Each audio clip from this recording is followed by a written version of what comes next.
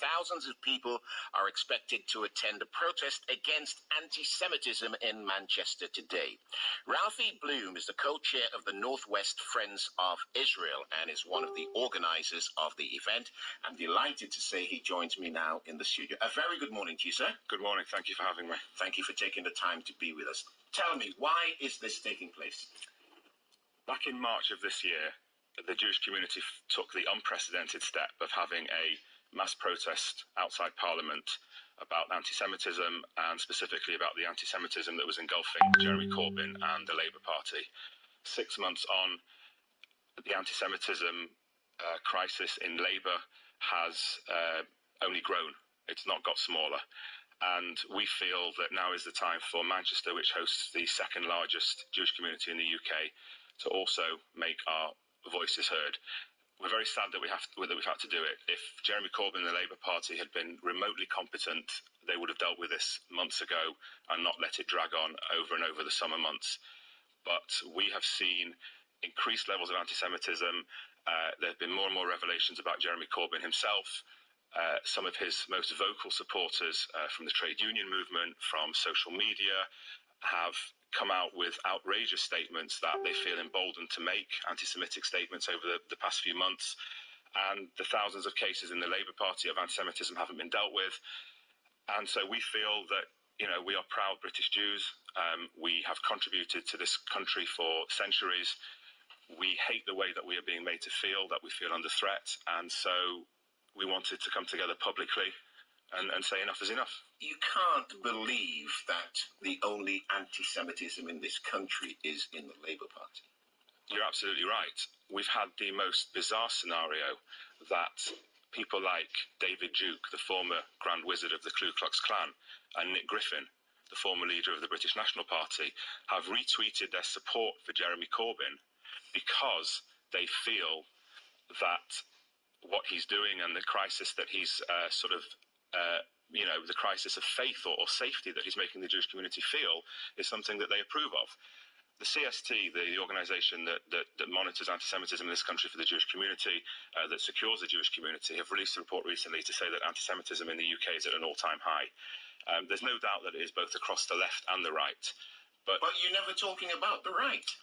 Because what we have seen in the past 3 years, since Jeremy Corbyn has become leader of the Labour Party, is a massive increase in cases of anti-Semitism from the left. When you have Jewish and non-Jewish MPs who stand up against anti-Semitism being faced with deselection by factions within the Labour Party for standing up, let me repeat that, for standing up against anti-Semitism, the majority of cases at the moment come from the Labour Party and the left and the far left. Mr. Corbyn has apologised for hurt caused by anti-Semitism in the party and pledged to stamp it out. He stressed that people who hold anti-Semitic views have no place in the Labour Party. He said people who use anti-Semitic poison are not his supporters, nor do they speak for him or the party. Why can you not accept that? Jeremy Corbyn has said these things, but he hasn't acted on them. So let's be very clear. Only on Thursday of last week, Mark Sorotka, who's the leader of one of the largest unions in this country, said that this, in his words, this anti-Semitism crisis has been engineered by Israel to deflect attention, and I use the words very, very well, from its actions in Gaza. That's anti-Semitic. Well, one second. He is saying that Jews and Israel are making this up to deflect attention from themselves. Now, nobody's censored him. Nobody's criticised him.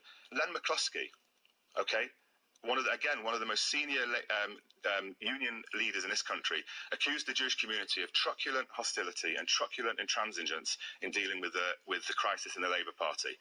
Ted Dempsey, a leading member of the RMT union, said of Lord Sachs, who was the chief rabbi of this country for 22 years, won the Templeton Prize, which is the same prize, let me remind you, that Desmond Tutu and Mother Teresa won, said that Lord Sachs is a joke, a far-right extremist, and should be thrown in jail.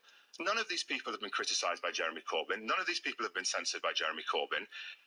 More and more revelations are coming to light about Jeremy Corbyn himself. He said that British Zionists don't understand British irony. That's 90% of the Jewish community. He's basically telling 90% of the Jewish community that they're not really British. He said in 2014 at the demonstration outside Parliament that Zionism is not the Jewish tradition he understands or wants to support. That's 90% of this community. There's been no action. Well, there was an action this past week where the Labour Party accepted the definition of anti-Semitism. But let me ask you this. No, it didn't. It accepted it with a caveat. With a big caveat. It accepted it. Let's leave it there because I want to move on. Let me ask you this. Does criticism of Israel mean that you're anti-Semitic? No, absolutely not. And IRA actually says quite clearly that criticism of Israel, as levelled against any other state in the world, is legitimate and allowed. There are millions of Israelis who criticise the Israeli government. Let me make this very clear, who criticise the Israeli government on a daily basis. Where it runs over into anti-Semitism is if you say that the foundation of Israel, if you say that Israel was a racist endeavour, so basically what you're saying is that the only people in the world, the Jewish people, have no right to self-determination, and the creation of a state for them, like a state for all other peoples who are allowed it in the world, is racist, then that is anti-Semitism. Let me ask you a question, please, because I couldn't get my head around it. What was the decision taken recently by the Israeli government regarding people who weren't born there? So again, let me take a step back. I'm not sure why we're coming in here to talk about anti-Semitism against the British community, but you're asking me about the actions of the government of Israel. Yes, I am. And I'm not sure why those two are relevant. And this is exactly the point. British Jews are being accused of dual loyalty on a regular basis by people from both the rank and file of the Labour movement, the Labour Party, its supporters, Momentum, and indeed by people like Chris Williamson, the MP. So I'm not sure. If you could answer my question, because it would help. We're running out of time, I warn you. But I want to make very clear, I'm not sure why you are asking me. I'm organising a rally today against anti-Semitism in the UK. Well, what does that have to do with the actions of the Israeli government? I'm a British citizen. Why are you asking me about actions of the Israeli government? I can tell you exactly why. Because if people speak out against that, they're described as being anti-Semitic. No. So explain to me, please, and this is for a matter of fact, because I said I don't know exactly what the decision was. Can you tell me what the decision was?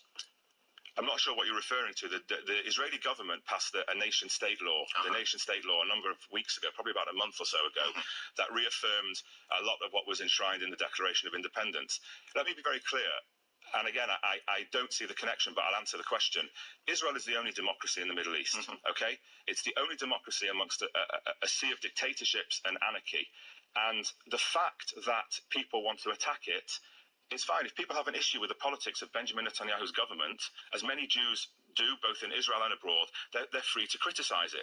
But if you compare, for example, one of the definitions of IRA says that it's anti-Semitic to compare Israel to the Nazis. Okay, that's probably one of the most anti-Semitic things you can say to a Jew. I agree with that. Okay, that was argued over by the Labour Party. So you have to show intent. You have to say, the Labour Party are now saying, okay, we'll accept it, but you have to show intent that it was meant to be anti-Semitic. There's no whys and wherefores about it. If you call a Jew a Nazi, you are an anti-Semite. I would definitely agree with that. But the Labour Party argued over that. Let me ask you this. Are you, as a Jewish person, happy with the treatment of the Palestinians? Again, I have to pull you up on this. I'm sorry to do this. You can pull me up all you want. But I am in here to talk about rising anti-Semitism in the UK. I'm here to talk about... But it comes as a result of stuff that Israel is doing. No, it's not. And again, why should Jews in this country be attacked for the actions of the Israeli government? If when Muslims are attacked for the actions of ISIS, the first thing people say, rightly so, is that's Islamophobia and it's wrong. If people attack Jews in this country because of the actions of the Israeli government, it is anti-Semitic. We don't vote in Israel. We don't have a say in what the Israeli government does. We're not citizens of Israel. We're citizens of this country. We're entitled to a view over the state of Israel. But if you attack us and you hold us to account for the Israeli government, you're basically saying you have dual loyalties and you are responsible. That is anti-Semitism, and that's one of the things that we're saying loudly and clearly is the big problem today. People are accusing Jewish people of having dual loyalties. That's one of the oldest anti-Semitic tropes that you can find anywhere in the world. And again, we're talking about anti-Semitism in the UK. We're talking about the union movements accusing the Jews of hostility. We're talking about non-Jewish people who stand up for anti-Semitism, like J.K. Rowling, or even Jewish people like Tracy Ann Oberman, being accused of being abused. You've got MPs faced with deselection. You've got people like Aaron Bastani from Novara Media saying that the 68 rabbis who signed a letter criticising the Labour Party should be investigated. This is language of Germany in the 1930s. Okay, this is not the UK in 2018, and this is why the Jewish community feel under threat. All up and down Friday night Sabbath dinner tables in this country, I can tell you, it was at my table 2 nights ago, people are talking about, if Jeremy Corbyn becomes Prime Minister, will we leave this country? Jeremy Corbyn should hang his head in shame that people up and down the country, a proud community like the Jewish community, that are proud British Jews who've contributed, are feeling like this. I've already mentioned what Jeremy Corbyn has said. He's apologised. He hasn't apologised. Jeremy Corbyn has shared stages with Hamas and Hezbollah, who are genocidal organisations who want to kill Jews anywhere.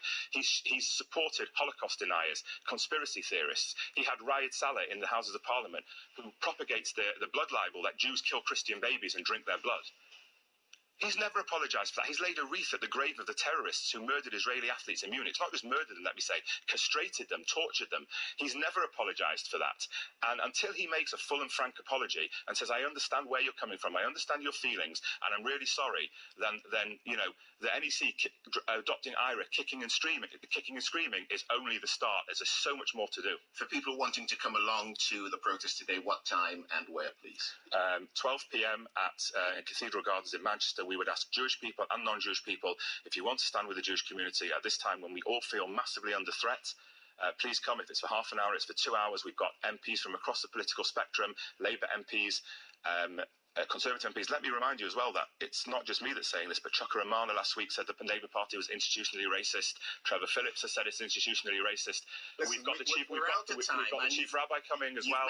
Join us. You've mentioned a lot of names, and I don't know what these people have said. I do know some other people are using this as a stick to beat Jeremy Corbyn with, and it's never going to be resolved. We'll wait and see. I hope your march goes well today, your event, and look forward to the next time we speak. Thank you very much for having me. Thanks very much. Thank you.